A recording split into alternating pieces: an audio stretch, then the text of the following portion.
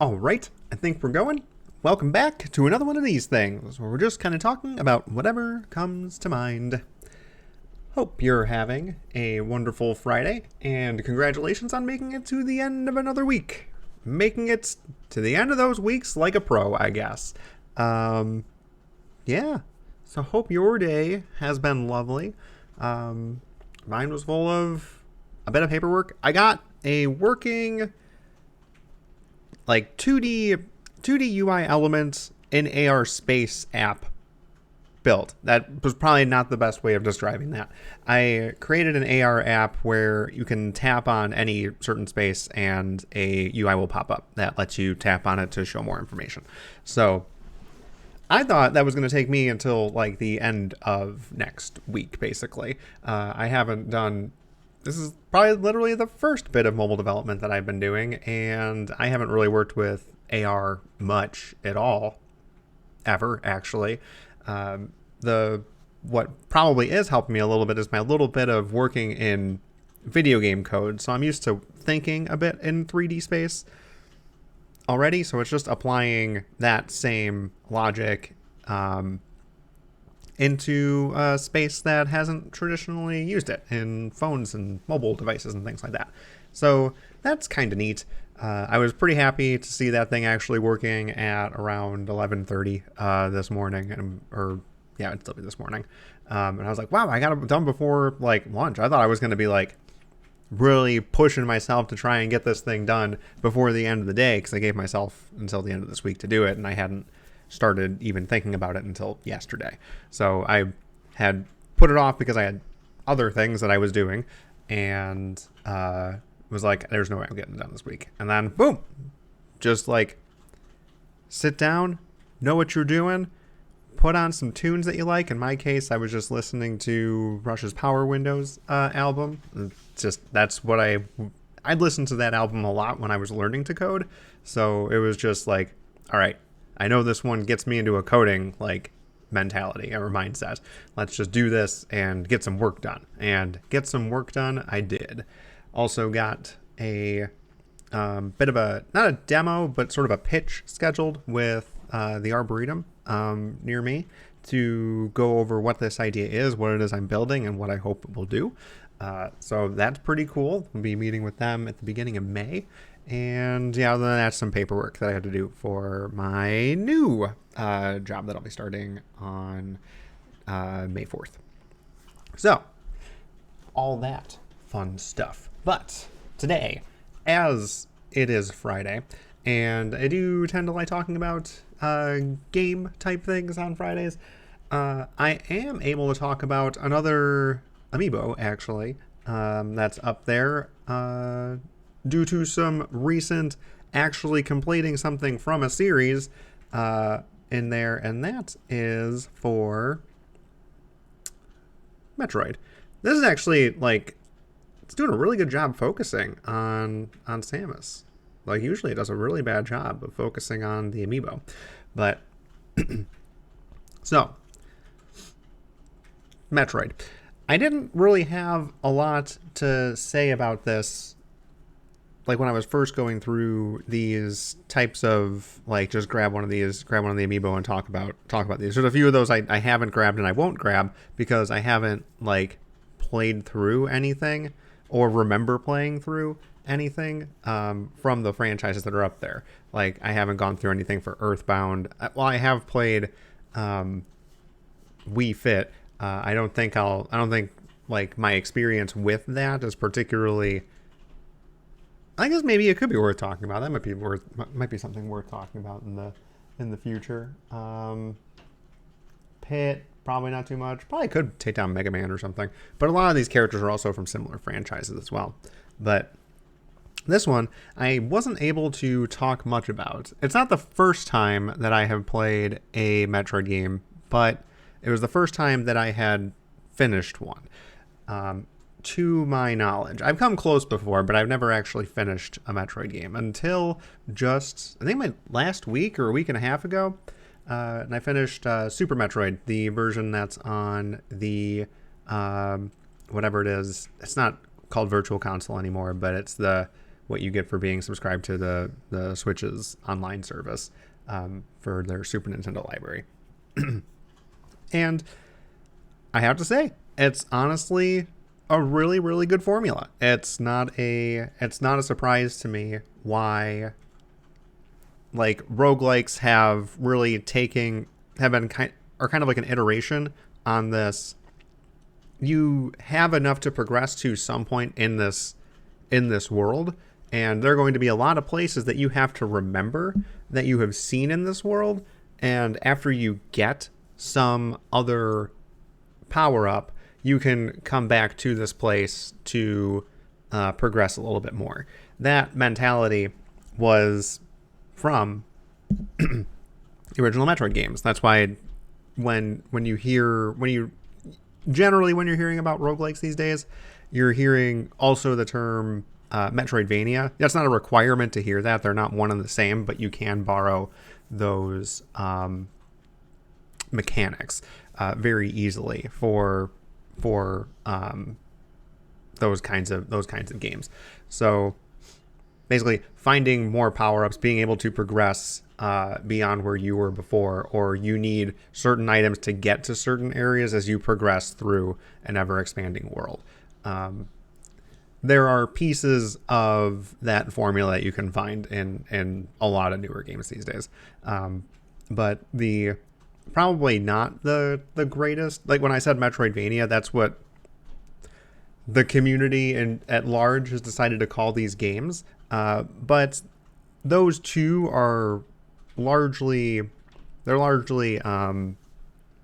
lauded as starting that kind of, you have this big old map. There are places on this big old map that you can go to, but you might not have everything you need to be able to get to certain parts of the map. But you can explore a ton of it, and just as you get more keys, essentially, except your keys are in the form of abilities to traverse some part of the map, then you can continue on.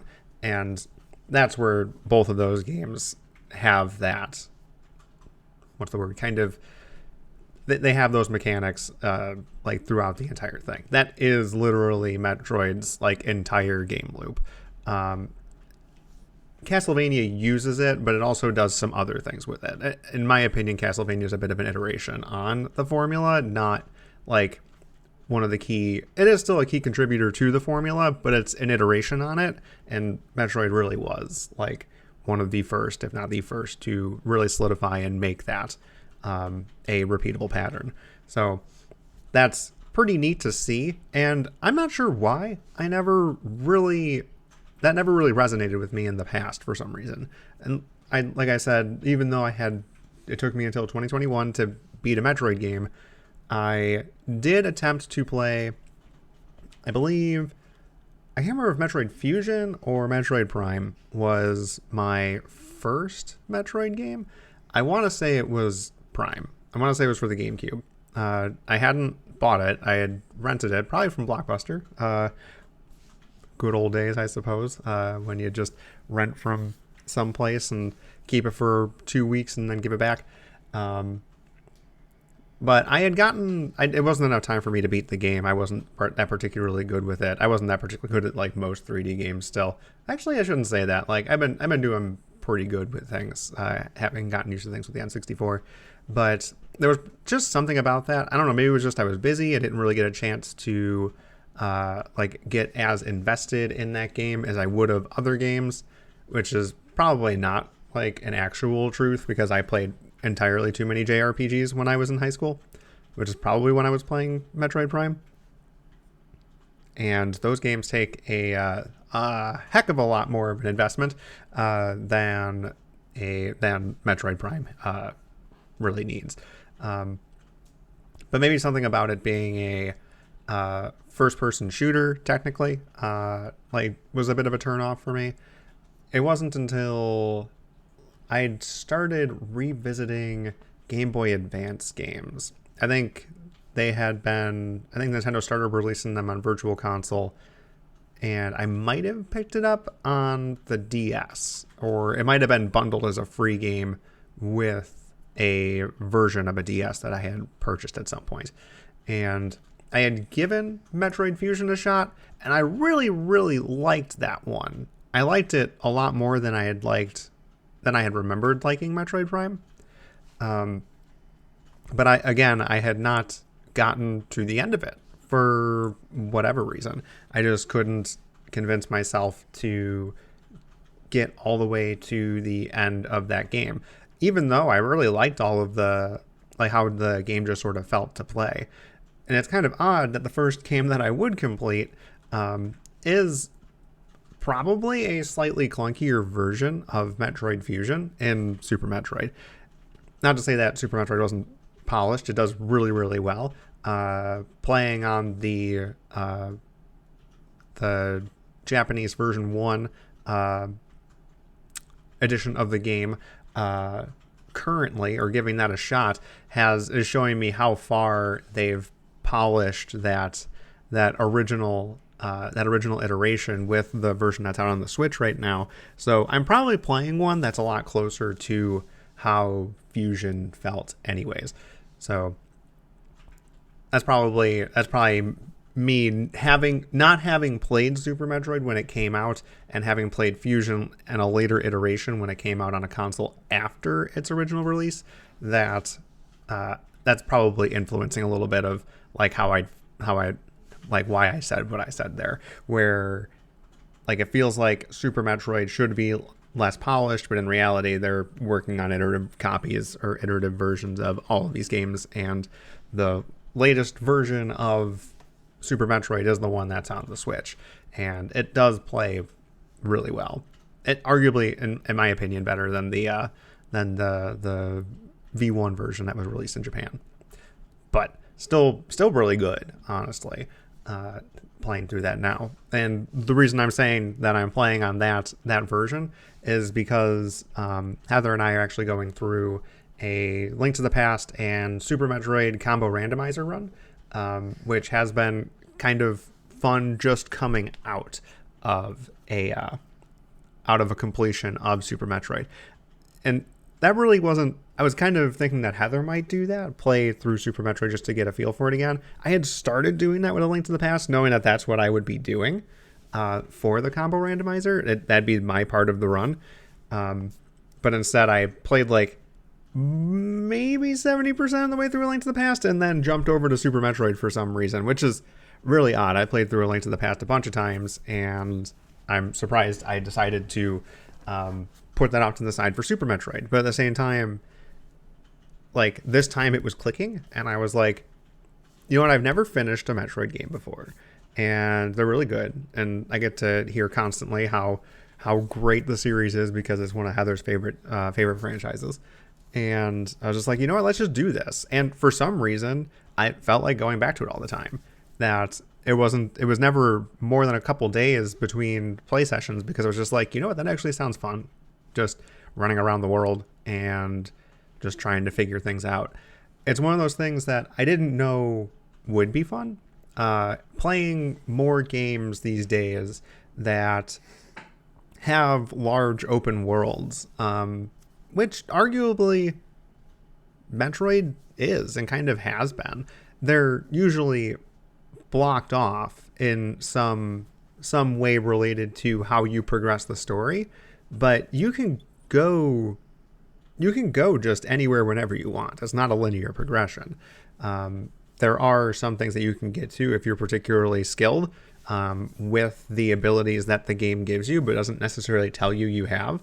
You can use what you do find in creative ways to get even further than you would have anticipated. In some ways, you think it's even further than the game designers anticipated, but in some cases, they definitely did account for that being a way to get somewhere, which is kind of fun. But in all of these games that we see, like these days, that have large open worlds, I normally anticipate them having some sort of fast travel mechanic, because even though it's a huge open world, it's not that fun to traverse. Like, it's kind of neat the first time you go through something, and it's novel when you first see a new environment and you're walking through it and taking in everything for the first time. But after the first time or first few times that you're walking through, like in Skyrim, it's like every time I'm approaching Whiterun, I need to go back to Whiterun or one of the other holds. It's like I really just want to go back there to do the thing that I want to do and then go back out there. Probably because a lot of those worlds are situated around these sort of hubs that you have to return to. It's not that they're super meaningful. It's just you have to go back to unload everything that you've gotten, especially with the Elder Scrolls. It's just I can't keep holding everything. I need to go sell it, or I need to go make things, or I need to go do something else with the items that I have because I'm collecting too much stuff right now and I can't hold it all. And I have to go back somewhere kind of arbitrarily to unload this stuff so I can go back to doing the fun thing again.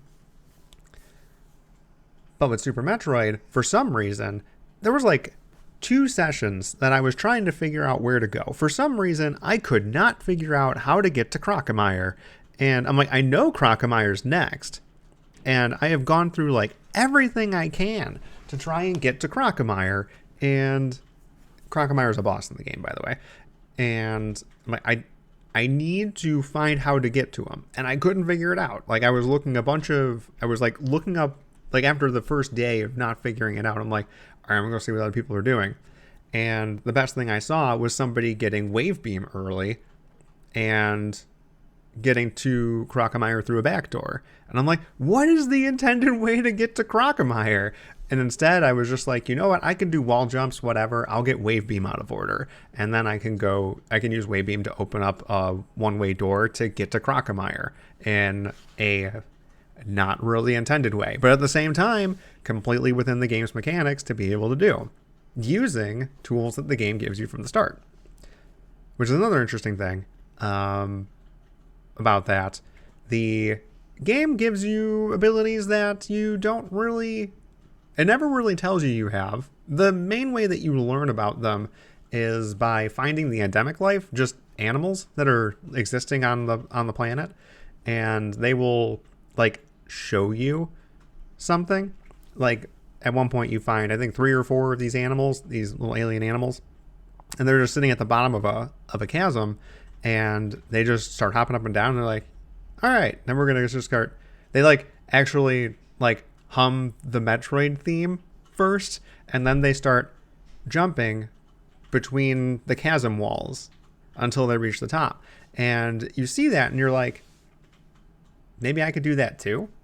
And then you go do that and you realize that with really good timing, you could do wall jumps. And that's something you get. You have that ability from the beginning of the game. There's another example. You don't have it the entire time, but you're able to do it without finding an extra item. After you get the speed boost power-up ability, you can also do something called a Shine Spark, which it lets you sort of run, get to full speed, and then press down immediately to crouch, and that stores the energy, canonically, in the game's logic. And then you can input a direction or jump in a direction that will make Samus like just fire herself off into any direction until she hits something. And that's not something the game tells you to do. There is one instance where the game has an animal that shows you moving really fast and then jumping really high. And you're like, well, that's kind of interesting. I don't know how I would do that. And then you do that. You follow the actions of this ostrich thing, and you learn how to Shine Spark. Up in particular. But if you're playing around with the controls a bit, you learn that you can do it in any direction. And that really opens up a bunch of ways to navigate the world all of a sudden. Like, things that were really high up are now no longer really a thing or a problem. Things that are like over a really long gap aren't really that big of a problem anymore. I think there's one other example, which I never did, called Crystal Flash, where if you have 10 of each of your types of weapons, so missiles, super missiles, and power bombs, you technically need at least 11 power bombs because you need to use a power bomb to do the trick. I believe it's you get into Morph Ball and you hold down the LNR triggers and down, and then you use a power bomb, and then Samus will look like, it'll play like an animation where she's like, it almost looks like her death animation, and she like breaks out of her suit, and then it comes back together. There's also another thing there where you have to be at extremely low health and you can't have any health in reserve tanks. But when you do that, it consumes the rest of your weapons, but gives you all of your health back. So it's another one of those things that the game never tells you about, but it's there for you to use if you want to use it. It's pretty neat that there were a few things that Metroid was doing way before a lot of other games were doing them. In particular, like what we just discussed here with like making content for the player that they don't have to know about. You put it there because it's interesting to know about, and it rewards people who play around with the mechanics enough or explore the world enough to find. And the entire world within Super Metroid and Metroid games in general are just riddled with a bunch of little secret power-ups. Like, you don't have to get all of the missiles in the game to beat Super Metroid, but there are a lot of missiles that you can find, and the more you have, the easier fights are, just because you get to use more powerful weapons instead of having to rely on your charge beam all the time, or just your beam all the time. And they get to explore that in a couple interesting ways. Like, where a game like The Legend of Zelda, you're using basically hidden parts of the map to be able to hide something from a player, that finding it seems rewarding. Like, they tricked the designer, but you turn the tables on them and you actually have something there waiting for them. Like, you rewarded them for finding this really cool secret space. And Metroid does that too, but also does that by rewarding clever use of existing mechanics to get to places that you could get to easier if you had, say, space jump, but you found a way to get there using Shine Spark. So you only needed speed boost instead of having to get a late game item, space jump, which lets you jump indefinitely with good timing.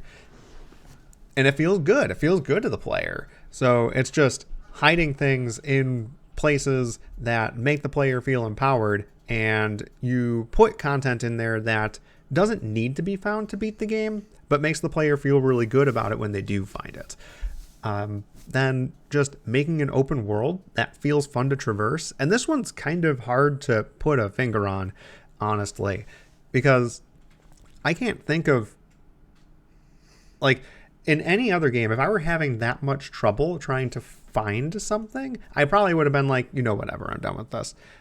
But for some reason, like, I got to that point. I definitely got to that point when playing Super Metroid and trying to find Crocomire. But if I just gave myself a little bit of time, I'd be like, what sounds fun? Super Metroid. And I'm like, why? Where I'm at is like being very frustrated trying to find out how to get to a boss I can't figure out how to get to. And I did it twice. I came back to it twice at a point in the game where I probably would have just sort of stopped otherwise. I don't know if that's just me and my old manism, just kicking in and like wanting things to be like at my level. But having a game that's world traversal, like, I basically just scanned the entire world 3 times trying to find this thing, and 2 times I came up empty. But I came back every time to try again, because just navigating the world was fun. That when your mechanics are inherently fun and moving around the world is a part of why the player enjoys the world, like, it's not just the graphics, but it's how you interact with the thing, that there you actually have a really good game, honestly. And Metroid does a really good job with that. But yeah, it's just kind of neat that it took me this long to get around to playing a game that honestly has like some really solid like game design behind it. And I don't know if it's just like the 2D Metroids are more my speed, and I just didn't give Fusion the shot that it deserved, but I'm glad that I eventually found the time to give this game a shot and learn a bit more from it. Like, seeing a game do something really well, and like, it's one of those things, like, this isn't like graphically amazing. This is a Super Nintendo game. The game that I was playing is a Super Nintendo game originally. And then I can play through something like that, and it still withstands the test of time. Like, it looks really good for what it is. It plays phenomenally for what it is. It's like, I wish there were some other games these days that had as tight of controls as Super Metroid does. But I can totally see why people keep coming back to this. When I'd see Super Metroid show up a ton in like speedrunning marathons like AGDQ and SGDQ, I'm always like, I get it. Like, this thing is like, a lot of people love this game, but I had never really given it a chance. And I'm like, it feels like it's a game that even when I pick it up, I don't really feel like finishing. I don't know how it finds its. I get that a lot of games find their audiences, and I'm not going to like everything, but this one just gets a lot of credit and it's got a lot of appeal to a lot of people. And I'm like, I just got to actually get through one of these things, and I'm glad I finally did manage to do that, because the game's really good. And I'll probably give some other ones a shot, and I'll probably play Super Metroid again through in the near future as well. I don't know why, but now it's like I want to try and get through it faster now that I know how to do it. I don't know why. That's like the first thing I want to do after I finish it. It was like, let's do another one. And I'm like, you know what? Let's hold off. But that a game can do that all it has to offer is itself again, and that is enough of a gift to try it again. I think you got a winner there. So if you haven't gotten around to trying the 2D Metroid games in particular, but Metroid Prime, that whole trilogy was supposed to be really, really good. I liked what I played of it. It was just, I just probably didn't get around to finishing it within the amount of time I was renting it for, and I just probably got distracted by something else when I was playing Fusion. But like, I can't really think of a reason why I didn't like playing it, or I dropped them because I didn't enjoy them. I think it really was just because other things came up, or I had another like time constraint that I couldn't control. But if you haven't played them, I don't really have anything terrible to say about them. Other than they are pretty hard, but a lot of older games tend to be. Like, I forget how hard A Link to the Past is when I was playing it, and as we're playing it through the combo randomizer, I am getting my butt kicked by that game. And Super Metroid was really no different. So do prepared for a little bit of a challenge, but very, very well worth it, in my opinion. So go ahead and give this a shot. There's a reason why there were full genres named after this thing. It made waves, and it did good with them. Anyway, I think we'll call it at that. I've been talking for nearly half an hour. Oh my goodness. And a game that I had like just finished in the past like week or so. But hope you're having a wonderful Friday, and we'll catch you in the next one. See ya.